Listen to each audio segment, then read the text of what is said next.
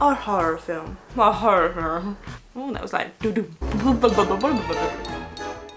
Hi team, I'm Lydia Fay, your ginger gal pal, and today I'm going to be reacting to one of my own videos. So I posted this video on the 26th of January 2018.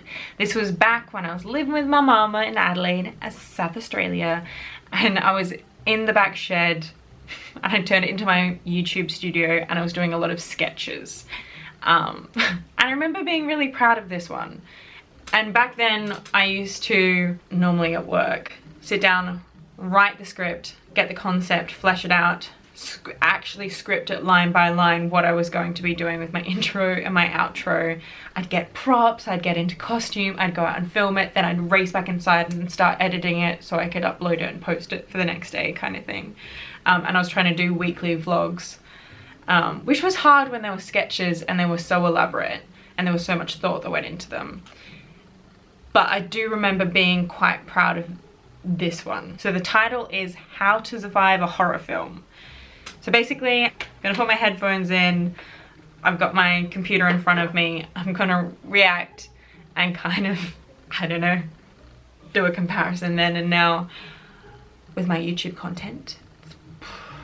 I don't know if this video is gonna be really cringy or if I'm like, oh wow, my production value was so much better back then. But let's just start reacting.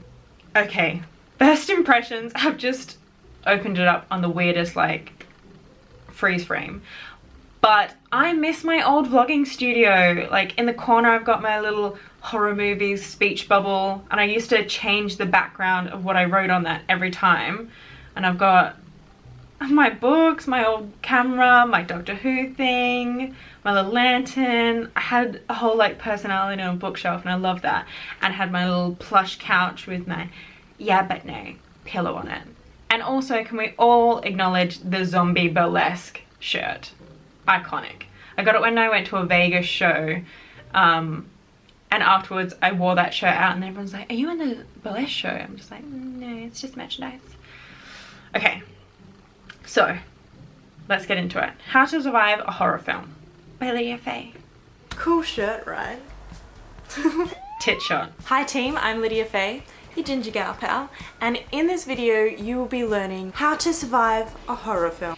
Randy from the movie Scream says there are certain rules one must abide in order to successfully survive a horror movie. Rule number 1, you can never have sex. Rule 2, you can never drink or do drugs.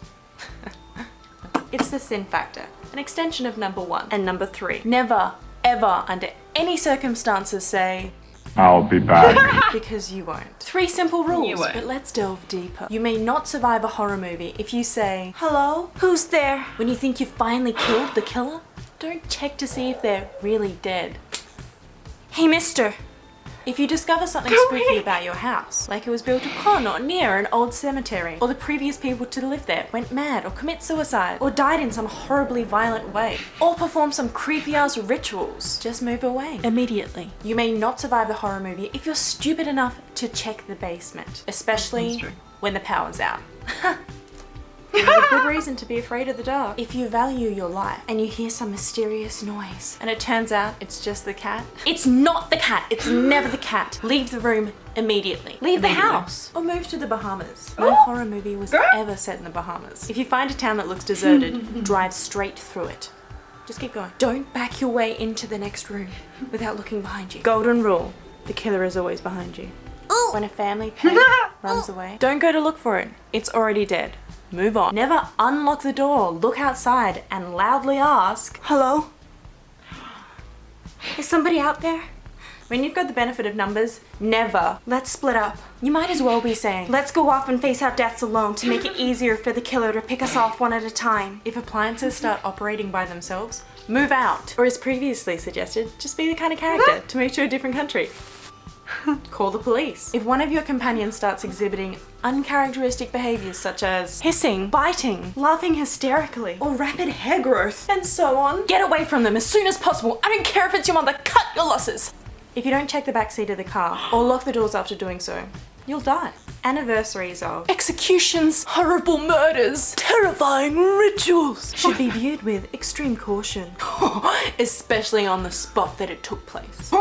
especially on even century anniversaries. And if you're a virgin, don't light the black flame candle. If one of the members of your group disappears for a while and then upon returning, doesn't seem frightened anymore and tries to assure you that there's really nothing to worry about, don't let them get behind you because they've started batting for the other team, and not in a sexual way, in a bat kind of way. If someone in your group turns into a demon and then turns back to normal, you should probably kill them anyway, just for good measure. If you publicly announce what you're going to do when you get out of here alive, it guarantees that you're not getting out of there alive. Don't run up the stairs. Don't run up the stairs. Don't run up the stairs. Don't run upstairs. Just don't do it. Keep the lights on. If you hear footsteps upstairs and say, Tom?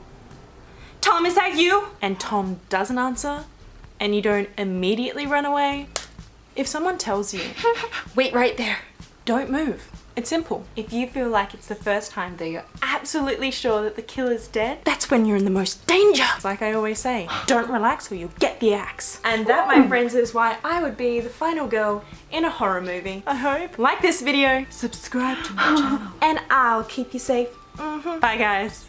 That's enough ginger for one day. A horror film. A horror film. That was like doo-doo. What a journey. I don't know about you, but I'm feeling 22. Sorry, I couldn't help myself. I haven't watched many of my sketches back, and that was good. Am I biased because it was me? That was funny. I remember filming it now, like little pieces came back. But the wig, oh Lydia, the wig was shit. Yeah, that's actually like a Harley Quinn wig, so the bottom of it had blue and purple, so I had to I remember I had to tuck it back and just use the front bits.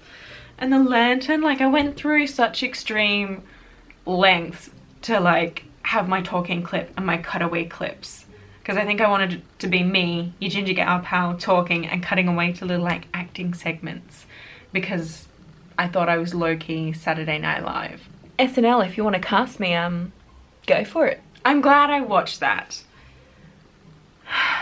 The good old days where I put more effort into my videos.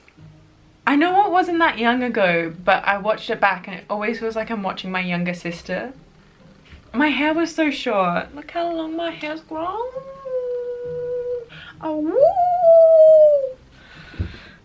Yes. I think I'm gonna go back and watch some of my sketches now, and I encourage you to do the same. They were a lot of fun. Maybe I should do sketches again. Comment down below if you missed the era of Lydia doing sketches. Remember, don't relax or you'll get the axe.